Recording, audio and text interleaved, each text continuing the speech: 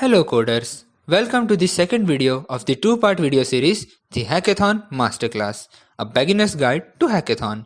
If you haven't seen the first video, click on the I button or the link in the description to see the video. In this second part, we will discuss about how to efficiently work in teams or pairs during the hackathon.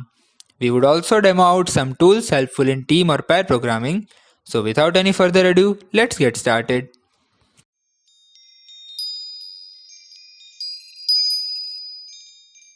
Now, the thing is work from home, this particular title, but this applies to both the online and offline hackathons as well, the entire process. Sahil and I have together participated in hackathons and we follow this process as well. Okay. So, first thing is using Git and GitHub. So, for those who don't know what Git and GitHub is, it's basically a platform where you can put your entire project and anyone can access it. Okay, so it's open source that way. So any version system, you can put any project on GitHub and anyone can use it. And Git is just a tool with which you can interact with GitHub. Cool. So why we use it is that, as I said, you can just put any project. So you have a particular project and your entire teams, one of you just create the project, create a repository on GitHub, and then the other teams can access that particular project using the Git commands. Then with that particular process, you can even uh, like manage different, if you want to add any new features or anything, you can do it in that. Now for following Git and GitHub, there is a particular manner. So generally there are a few basic commands like add, push and pull, which you can find anywhere on internet. It's not that hard. There are many video tutorials also on the basics of Git and GitHub. However, when you are in hackathon or something, you want everything clean and clear, because sometimes what can happen is if your teammate and you are like working on the same part of the code, like same lines or same files, and if you push at the same time, it's going to create conflicts and all. So you don't want to waste your time doing that. So what the ideal approach is, that there is something called branches in GitHub. You create a new branch using a particular command, and then you work in that branch. You work on whatever feature you want to work in that branch. Okay. Now every single time, then you push whatever changes you're working for that feature, and then there is something called pull request. You create the pull request. Your other teammates can see if it's working, like if that particular feature is right, it's not breaking your code, then it's accepted. So you can go in this process, and there is no hurry in it, because you have like minimum in a hackathon there is a 24 hours at least. So there is no hurry for it. You can do it in a proper process instead of wasting time and solving conflicts and all. Now another way is doing documentation. Now the reason for using that is, you don't want to spend your entire hackathon like discussing with your teammates what this one will do and what the other person will do. So to just keep that, there is this thing called Kanban. If you have used Trello or something like that, they have this particular structure known as Kanban. We'll be showing you as well. So in that, what you do is like there are different columns you put. So one will be like to do, the other will be in progress, and the third can be done. So when in to-dos, you can list all the features you want to include and assign it to some other person in your team. Now, when that person will do the particular, is working on that particular feature, he can put it in the in progress column, work on it, push it, okay, and then create a PR and then put it under done. So this way can keep a track on which all features are done properly, which are in progress, and which are still left to do. And this way it will increase your productivity to a lot, and you can complete your project and even present it to the judges a complete project. Even if it's minimal, you're providing the proper features and every single thing. So now Sahil will show you a demo on how you can do it. So I've opened this Kanban board. So Kanban board are part of this project section under GitHub. So anytime you create any repository, what you get is there's a projects tab over here. So once you create a project, you can get access to the Kanban board. So this repository is for one of our projects that we did for Hackverse. Now Hackverse is a hackathon that's conducted by NIT Suratpal.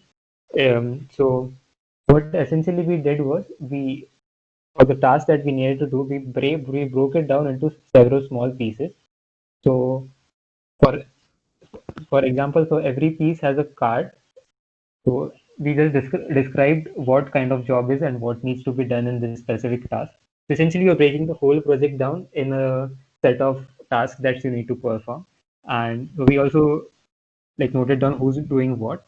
So initially, all these cards were in the to-do column. So let's say, for example, I'm doing this, then I'll move this to the in progress column. So that lets my teammates know that I'm working on this specific part of code. And once I'm done with that, what I'll do is I'll move that card to the done column. So essentially, this is a good way to organize who's doing what, keep a well documented structure of your whole project, and keep like let everyone know what the progress is and how is everyone doing. So this really helps a lot, especially during like once the first 12 hours are over, you start to get really tired, so it's very difficult to think. So it's always helpful that you have things written on things that are well documented. So yeah, this is a sample Kanban. So essentially these are not the rules for hackathon, but these are just tips that help you in throughout your project while you're making your project in during the hackathon. Like no hackathons has these as the rules, but they do have a rule to push your code to GitHub or somewhere else. But creating issues, creating PRs, having a Kanban board helps out to smoothen out your own process. So next thing is live share. Now VS Code has a lot of extension. Now one of its really cool extension is an extension called live share. So what live share provides is like let's say I'm working on the particular code base. I've created a project and I'm working on the code base. Then I will start a session. Now I will get a invite link. Okay, when I start the session, and then I will send those link to other people who like, I mean, my teammates. I'll send the links to my teammates, and those teammates can join this link and join my session. Now the perks is that everyone can work on a single code base itself. Okay, so you don't have to like work on different code base and rely on uh, someone creating a PR or doing it. So in this, what you can do is like there is a single code base and all of you are working on it. Okay, so one another perk is that let's say your teammate is stuck at a particular point, so they can just tell you that they are stuck at this particular point and to follow them. So you can directly pin the particular person, and then you will be directly directed to the where the person is. So then you can resolve the particular issue over there and then move on. And in live share, it also provides this thing called live share audio, so which is beneficial if it's an online hackathon. And it also provides chat, so you don't have to like talk much during the hackathon. Surely you can interact, it's all new, but every chat and audio call and also the whole code base is just on one entire platform. So it keeps the professionalism and also majorly increases your productivity. So now we'll show you how like you can use this live share properly. So I will show that. So okay. So I've opened a sample code base in my VS Code. So if you want to install live share, what you need to do is you need to go to the extensions part, um, and then just search out for live share.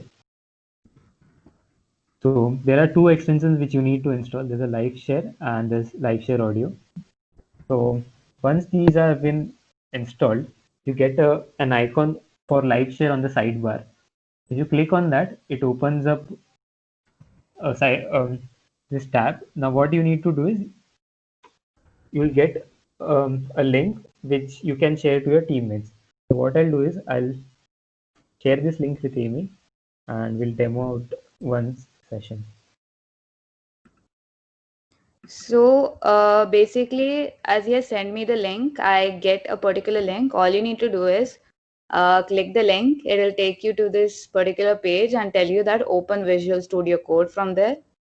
Then there you just follow simple steps. You keep pressing open, and then just paste this particular URL that you get.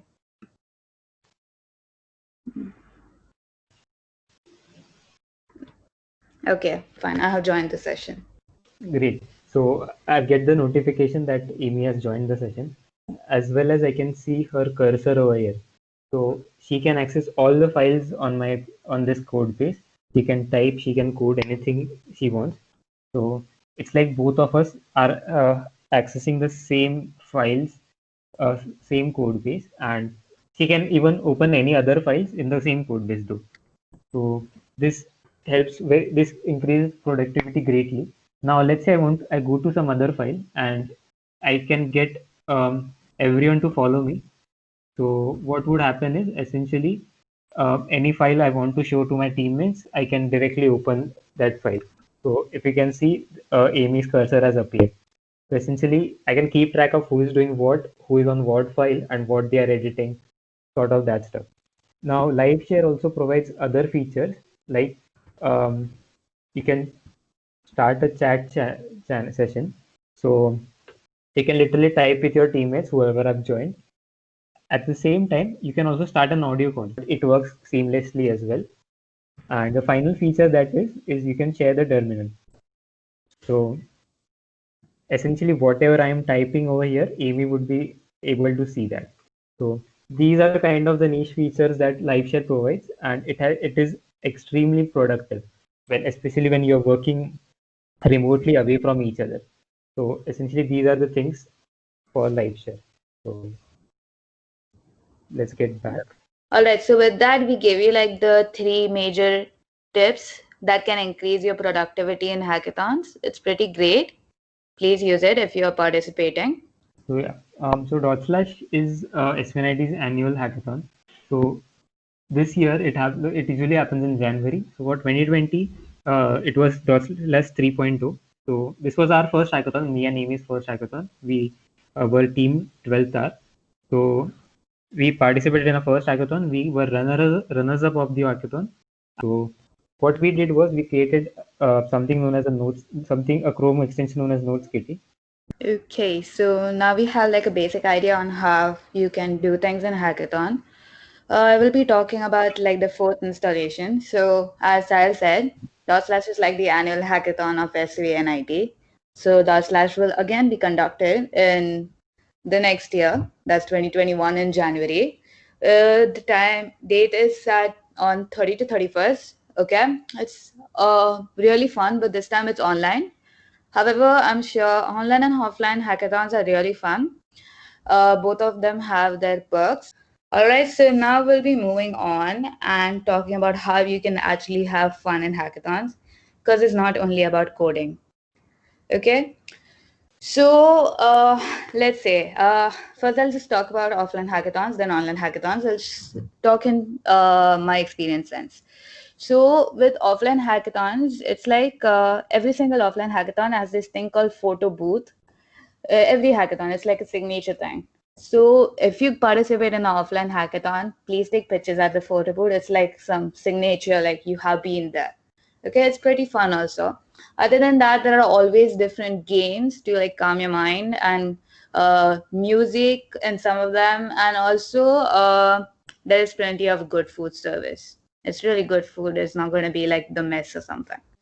Okay, so there is always games, music. You can interact with so many different people, and you make connections. Then you talk with your teammates. Then click weird ass photos, take breaks.